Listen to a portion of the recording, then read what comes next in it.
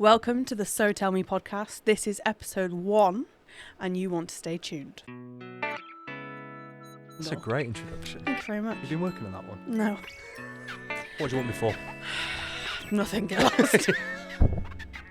Callum, welcome to the podcast. You are guest number 1, as you insisted. Thank you so much. Thank you for the invite. You're very welcome.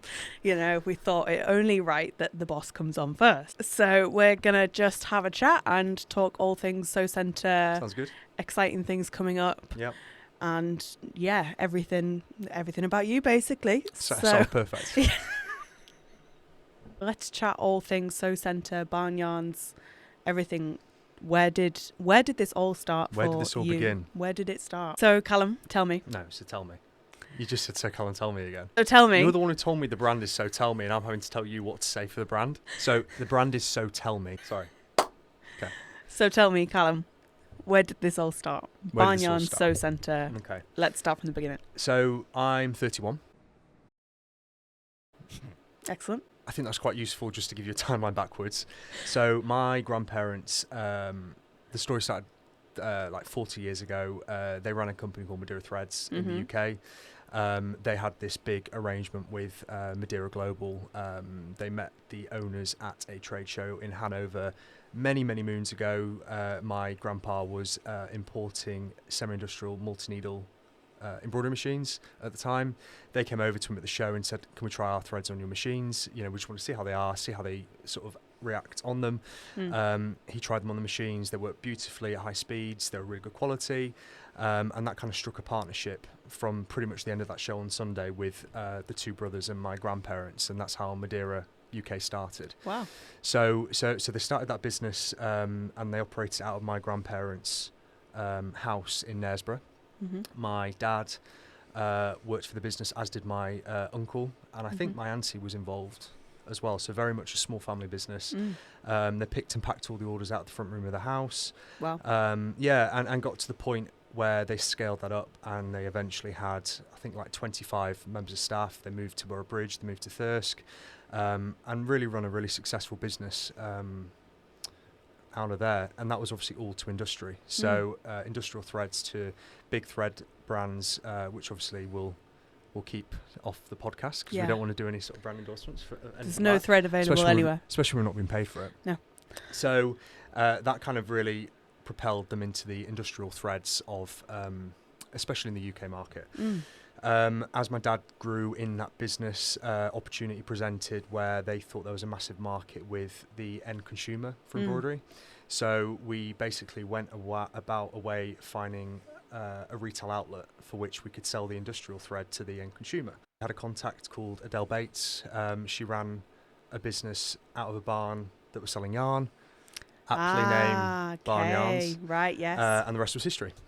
So my dad took that over. It started with just Madeira Threads.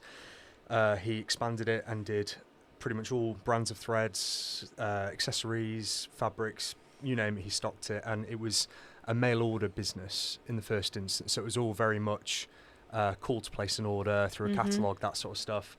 Because what sort of year was this? This was 2002 it started. Oh, okay. So right. a fair Yeah. few years ago. Yeah, okay. I mean, it's crazy when you look at 2002, you almost think it was like 5 years ago. Yeah, but actually exactly. It was 24 years ago. Yeah, it's nearly as old as me. Yeah, and me.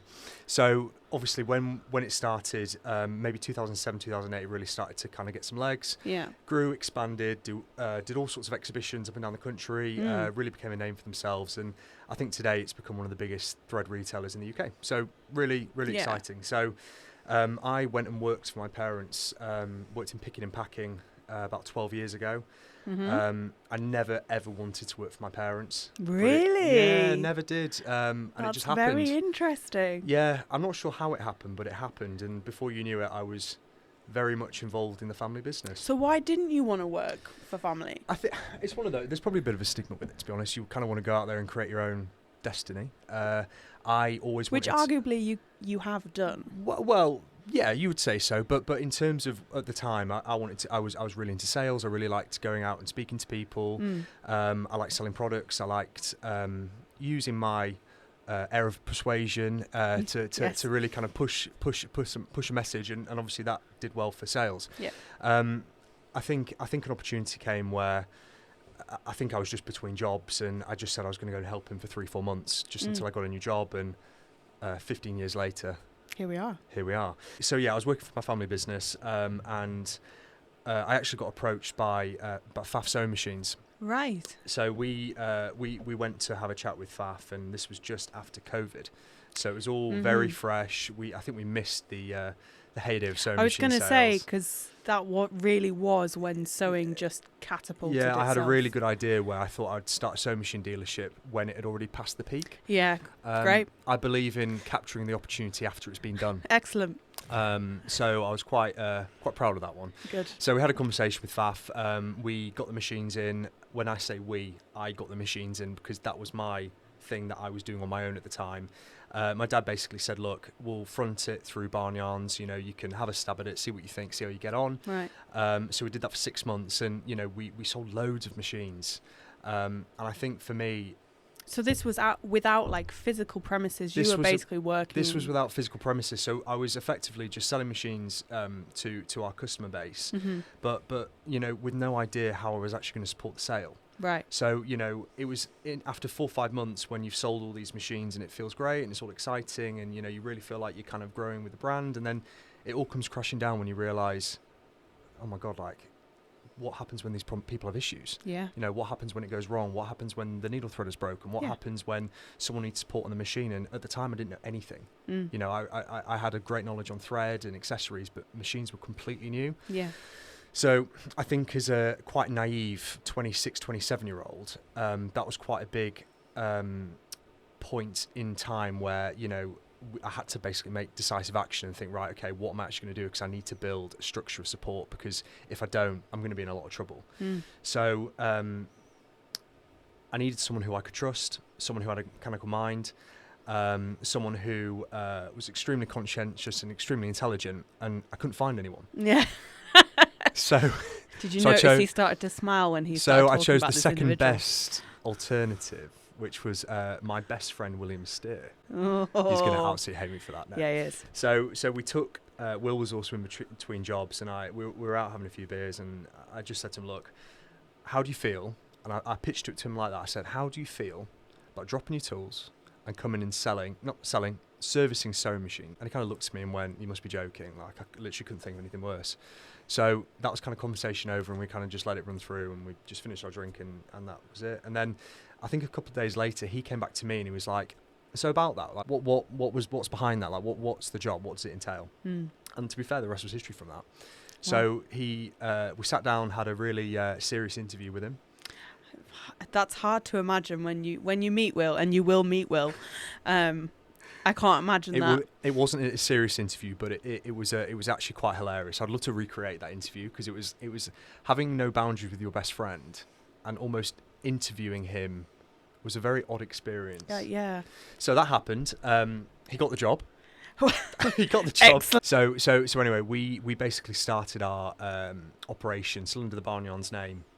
We were working in our canteen.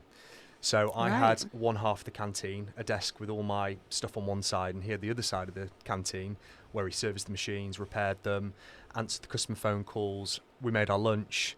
We argued. That was our setup for about another 6 months post that. I mean, for context, the canteen sounds very grand, but in fact it's just, your average kind of small kitchen. So we're not talking a big space here. It's not big. And we'll probably have to show, maybe we can snip in a picture of the canteen to give context. Yeah. Maybe we won't. We'll depend how dirty and clean it is. We'll clean it.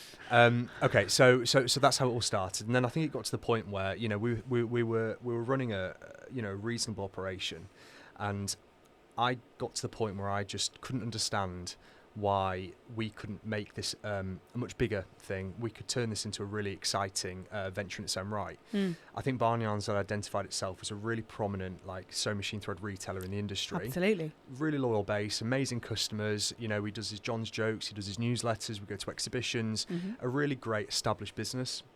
So I thought, look, I don't want customers stumbling onto the Barnyarns website and searching for machines in between buying threads and fabrics. Let's create a brand new entity And let's focus on that as a separate business for Will effectively to work in with myself, and then Barnyarns could be completely separate. So that's what we did. So Sew Centre was the brainchild of that that story. I couldn't believe Sew Centre was available when I went to find the domains. Absolutely. And we built the website, and I thought I was chuffed because it was everything I envisaged in terms of the brand, really clean. Yeah. Hopefully reflecting what it is that we were trying to do, which is be innovative, be different, be exciting. So we created that brand, and we just went from there. So that was 5 years ago. Since then, we've grown our team to, the Sew Centre team to the 6 of us. Obviously, you now included, which I'm sure we'll come back to in another episode. We've got, we're a multi-branded dealer. So we do Janome, we do Faf, we do Bernina, we do Baby Lock, we do Horn Cabinets. And we do an exciting new brand. A very exciting new one. Should we discuss that now, or should we wait to tell them another time? No, we'll tell them a little bit later. Happy Japan. Yeah. Just throw the name out there. We'll get back to it. Don't worry. So and we're very proud to say we are now one of the biggest sewing machine dealers in the UK. Absolutely. We've got an amazing service centre. I'm not trying to plug the business, by the way, but check our Trustpilot reviews. 5-star. Amazing engineers, amazing staff, no pushy sales. All the links will be below. Link in the bio. Cheers. So yeah, we have a great team, and I really think that what we've built between the exhibitions that we do, the website, obviously this that we've just built, which is our studio podcast filming area, we've got a great setup. Yeah. And we're proud of it. We are. I mean, to give the viewers a peek behind the curtain, this studio the idea of the studio didn't exist 2 weeks ago. We'll clip before picture for that as well. They'll be quite shocked. So just for context, behind the scenes, that's not really relevant at all. This used to be my dad's office. Yeah. So he came round to it when I eventually had to kick him out, but he's I think he'll be all right. I think he's in Chicago somewhere. Yeah, exactly. I don't think he's too concerned. Yeah. We might let him come in and sit in here occasionally, but yeah, I mean we had a conversation on the Monday about, we need somewhere to film, and you kind of went, well, we'll make a space. And the Tuesday morning he comes in and he's like, here, I've designed the studio. So the thing is, the interesting thing for me is that when we obviously took you on, we run things slightly different at Sew Centre, where we kind of just throw everything at it in one go and, kind of just run with it, don't we? We're organised. Yeah. Organised chaos is the word, but obviously when you came in, we knew exactly what it was we wanted you to do, because you are fantastic and we are really excited with what's going to happen. But I think we didn't properly think about how it would actually work. Yeah. We had the ideas, but the actual reality of where you're going to film, where you're going to work, we invested quite a lot of money in a showroom downstairs, fully kitted it out, fully got that to a point where we now have a really great showroom that we always get people to come into. I was on the news, got an article written on me about it, but we'll link below. We'll save that for another day. And yeah, so when you came in, we basically just had to decide where we're going to do this. It wouldn't have worked in the showroom. No. And yeah, like you said, when we have an idea, we like to run with it, and here we are 2 weeks later. Yeah, so. And it looks incredible. So thank you for this fabulous studio. Well, and right, yeah. I mean, it's been all of us, hasn't it? Me and Will actually built it. Yeah. I have video evidence of said building as well. And I was actually using the screwdriver. And the drill. You were impressed. I was very impressed, actually. Thank you. I'll give you your juice. Thank you. Okay. Yeah, no one died. There was no first aid instance. Yeah, I mean, I put together a chair, so if it I am falls sat in to the pieces, chair that I built. Well, because I wasn't sure about yours. Well, I think it's fine, so I wouldn't worry about it. It looks fine. When it starts to creak, it'll be fine. Yeah. But yeah, so there's a lot of really exciting things coming up. Yeah. Let alone just in the studio. Absolutely. But do you want to talk about the exciting new brand that is? I think we should talk about it, because I think for us it's been in the making for quite a long time. Mm-hmm. We talk about third generation family business. Obviously, one of the perks of being established for so long is that, you know, we have built some amazing connections. Absolutely. You know, without going into too much detail, the opportunity for us to distribute this amazing brand of sewing machine has come from a connection that my grandparents had with Happy Japan themselves. Right. So in terms of the product that we're actually bringing to the domestic market, it comes from the industrial pedigree of Happy Japan, which is known in the multi-needle embroidery industry, and it's a really big player. So what they've done is Japanese engineered, Japanese designed sewing machines that are built on the same industrial pedigree. Yeah. You're really hearing my pitch now, aren't you? Yeah. It's just rolling off the tip of my tongue. But seriously, the way they're built, the chassis of them, the quality of the stitch, the box feed technology on it. Yeah. I mean, you've tried it yourself. Yeah, absolutely. I mean, I came in and was presented with this brand new brand that I'd never seen, and I didn't know much about it. And you said, you know, have a go, see what you think. And I must admit, and then I paid you £100 and you said it was great. Yeah, absolutely. You know, That's I a was joke, skeptical, because you never know with these things. No. And you do keep to the brands you know. We all do that. 100%. And I was really, really pleasantly surprised. I think the thing for me is as well, because we're so lucky that we've done so many exhibitions. Yeah. We've taken all our machines to all the shows. You know, we've got a great on the front line view of the customer's behaviour, what their problems are, what our solutions can be for them. Yeah. You know, fundamentally, people want good quality machines. They want competitive prices. For me, the after sales, and the ability to have it engineering, the engineering side of things is so important. Yeah. And I think for me, because we're offering like a 5-year warranties on these machines and they are solid. Yeah.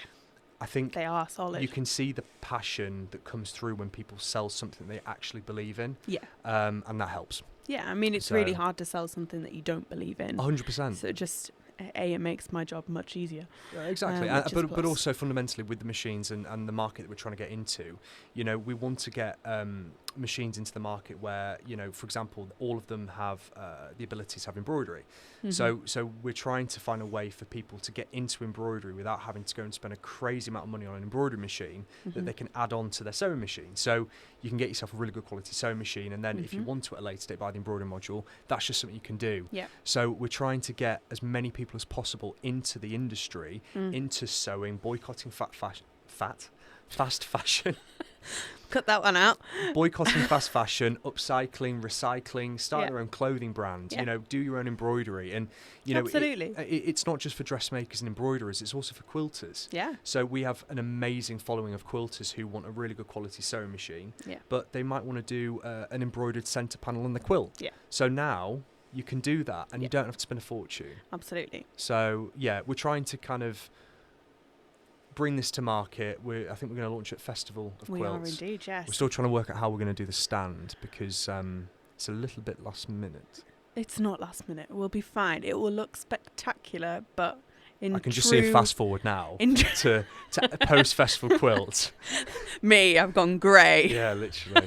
So No, it's going to be great. Festival of Quilts is going to be fantastic. And it's not like we've got nothing else going on at Festival of Quilts. No, absolutely not. We've not also a got massive stand. We've also got a 30-metre long barnyard stand. Yeah. I mean, the the biggest barnyard stand of all shows I we think do. if you're sprinting from one end of the barnyard stand to the other, I think it will take the average person maybe 7-8 seconds. Maybe we should test this out at Festival of Quilts. If you want us to do a video of Callum running up and down the barnyard stand, I will not be doing that. Then please let's make a target. How many views do we need on this video, or comments on this video? And if we don't let's get those, say 1,000 comments on this video, and I will do 999 of them. And we will get Callum to sprint. And if we don't do 1,000 comments, Will has to do it. Well, I mean, that's a given. We'll do it anyways. But no, is that the biggest stand that we do at shows? It is, yeah. So Festival Quilts is our biggest audience. Yeah. It attracts people from all over the world. We are obviously the principal retailer of threads at that show. We bring loads of staff. I think the thing that we built our business on is the education and that kind of personal feel where if you come to us and ask a question, we're there to answer it. You know, we're not just selling you products and you know, moving on. And I think that's really what we're trying to do with our online presence as well, because as we move forward and everyone's on TikTok and Instagram and Facebook, we have to kind of follow that suit. So, you know, we're going to continue to do the exhibitions because people like to touch, feel what they are buying. Yeah. But we do need to have that sort of presence online as well. And that's Absolutely. why we're here today. I mean, if you think about the sewing industry and how much it grew during COVID, and the presence of the sewing industry grew only online because that's all we were allowed to do. Well, I mean, it's created communities 100% with people across the world, never mind just in the UK. I think it's done so much for the industry. I think it's changed consumer behaviour. I think people shop in a different way. Yeah. I think people research in a different way. I think businesses, in a good way, are probably more transparent than they've ever been. Yeah. You know, we are now in a world where you can be highly criticised, you can be highly, absolutely, you know, all it takes is one video to go viral, and you know, everything's out there. Yeah. So, you know, for us as a business, it's really important that we keep up, and you know, diversifying and finding ways to kind of keep up is so important. Absolutely. But yeah, for me in the industry, it's a very exciting time.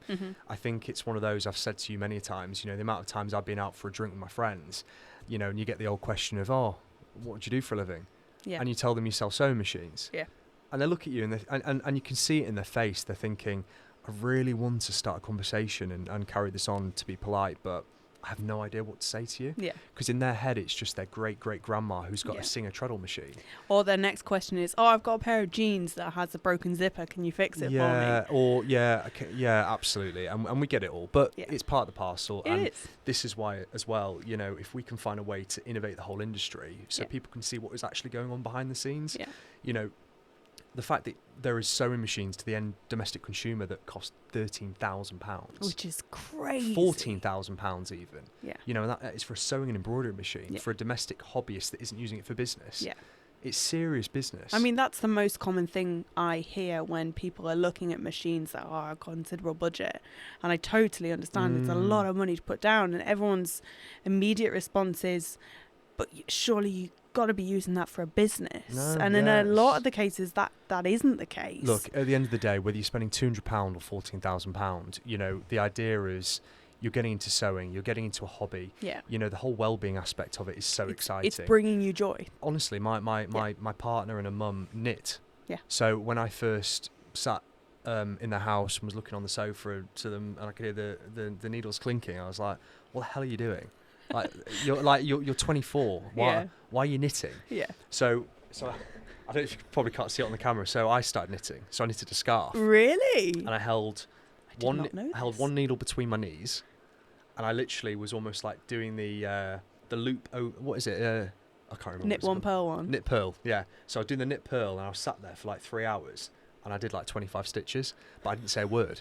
And I was just in my own world. Wow. I was completely detached from everything that was going on in the world. And the point being is it's a really nice detachment. It is. And I think for sewing, for knitting, for whatever it is you're doing, it's a really good thing for your well-being as well. Absolutely. And I think a lot of people are finding that as a hobby. Yeah.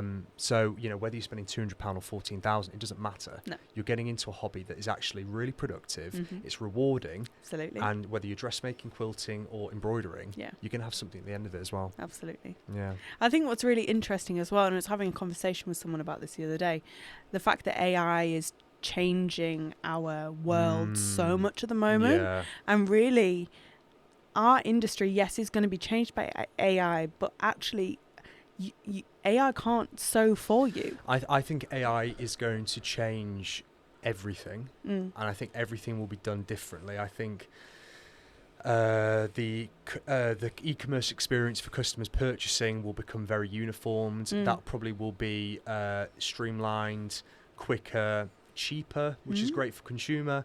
But I think, like you said, one thing that will not change is that content education. Yeah. You know, how to use a machine. You know, using the machine. Yeah. You know, you can't get AI to make you a dress. No, exactly. And you know how rewarding that is. Yeah. I mean, I'm still waiting for you to make a shirt for me, by the way. I was hoping to have it before holiday, but that's not happened. Holiday? Yeah. What, next 6 week? 6 days. Maybe not. Festival quilts. Yeah, okay. Festival quilts. Have you just thought of a new show? Let's do it. Festival Quilts Scotland will come in. Scotland Festival Quilts. I just think we should trademark that before we put this. We should, shouldn't we? I'd totally be there. My I'd love sister-in-law that. is like, oh I'm going my to see if God. festivalkilts.com is available after this. If anyone takes that, I'll be absolutely fuming. Oh wait, I'll check before we put this. Okay, fine. Definitely, yeah. Yeah. Anyway, festival quilts. Sorry. Festival quilts. Yeah, we'll aim for festival quilts Okay, to have fine. a shirt done for you. Maybe we'll have a Happy Japan embroidery And in you the back. saw this here, everyone here first. It She won't said it. happen. It won't. It absolutely won't It happen. won't happen. You've We got too many things to be We getting have on. so many things to be doing. What did I do this morning at 7:30 this morning? Called you to say what our next content plan was on the way to work. Hey, you went, thank you for that information. I'll see you at 8:30. Now, But we have our best ideas while driving to work, don't I we? always do. I always do. So for me, you know, when I drive to work, you should listen to my Spotify album. It's I'd rather not. It's full girly of Taylor pop, girly pop, Taylor pop Swift, song. isn't it? Yeah, absolutely. She really is my inspiration. But you know, that 40 minutes on the way to work and 40 minutes on the way back is prime work mode, idea mode generation. Absolutely. And then when I come to work, I just watch BBC News. Just sits in the corner going, have you seen this? No, I'm kidding. So what is your vision for the next 5 years of Sew Centre? So Sew Centre for me is a really exciting business to be a part of, and I think that's what everyone here shares. Yeah. I think every single member of staff here are absolutely brilliant, and I feel like everyone has the same goal, which is to create something innovative, different, exciting. We want everyone here to grow their careers. We want everyone to have an involvement in what we are creating, and I think it's bigger than just a dealer. Absolutely. I think we're creating a global brand for next generation of sewing. How can we make it so that we are even closer to our consumer? We bring better products to our consumer. We're more engaging. We're more entertaining. You know, and there's so many things that, you know, not just me. Everyone here have got ideas. We've got products in the pipeline that I'm sure we'll bring to the conversation in a couple of months. You know, there's a lot of things going on, and you know, I think, you know, you can be a big sewing machine dealer, you can sell machines, that's fantastic. But I think for me, having a one-stop shop to all our customer base, you know, growing our customer base is obviously really important. But I've always been a fan of creating. I get my kick from visions coming true and materializing a vision. So, you know, if that's creating products, if that's creating service, if that's creating, you know, better experiences for our customers, that is absolutely the fundamental. Absolutely. And if I can do that with an amazing team of staff, then, you know, that is something that's really exciting for me. And that for me is where I see the future, because it's genuinely more of a hobby. I find this job really interesting. I think I'm so lucky to be in a position where, you know, we can hire the best people. You know, we've got the best staff, we've got the best setup, in my opinion. And I would say that. But, you know, you've got agree, to be you've fair. got a showroom, we've got a shop, we've got an amazing B2C dispatch operation. So everything's computer controlled. We've got so much better for order dispatch on the Barnyarns side of the business. So, you know, however orders that come in through the door, you know, we're far more efficient, especially when they're larger orders as well. You know, and the biggest thing people don't understand is the logistics that go behind a business like this, because you've got Barnyarns, you've got Sew Centre. I think what else we now have Happy Japan. We've got Happy Japan. We do exhibitions. Yes, obviously in terms of the logistics of the back end, like I said, it's really interesting. And when we bring people in, they can kind of really get an idea of the operation, because there's so much going on. There is so much going on. And I think when you first came as well, you were like, bloody hell, like there's a lot. There's a lot more people in the business. We've got a very efficient staff led by Dom, who you'll probably know from the shows, but he doesn't like to be on camera. No, so he probably won't feature. We'll have to do the candid shots. We'll do a spy camera. Yes. A Dom spy camera. Should we do at that? shows? Yes. Yeah. Okay. Let's do that. We'll get a GoPro and. Is that legal? Well, we'll make him sign something. We'll have to speak to HR about that. I'm not sure. Interesting I can imagine. to actually find out how it works day to day, and even Sew Centre, obviously. 100%. We had a relationship when I previously worked at Baby Lock. And again, I didn't know the day-to-day operation, and now it's really interesting to know the ins and outs. Yeah, so this is all the things that we need to document on our journey of discovery through e-commerce online. Yeah. So good. It is. It's really exciting. Well, Callum, thank you for coming and being the first guest on our podcast. Thank you. I really appreciate the invite, which was an invite. It was a forced invite. No, I'm kidding. It was an invitation. You have an open invitation to come back on the podcast. I made sure I got my hair cut as well. Yeah, please do. We want you to, look trim. But yes, you have an open invitation to the podcast. Thank I'm you. sure you will be back because there are always exciting things for us to talk about. Absolutely, yeah. And I look forward to episode number 2. Fantastic. And you better be listening. I'll be listening. Good. Thank you, guys. Yeah. You're Brilliant. very welcome. Really enjoyed it. Guys, thank you for watching and listening, whether you are on YouTube, Spotify, or your other podcast platforms. If you enjoyed the podcast, please let us know. We would love to hear your feedback. Don't let us know if you didn't. Yeah, don't do that. So please like, comment, subscribe, all those good things. And we will see you very soon.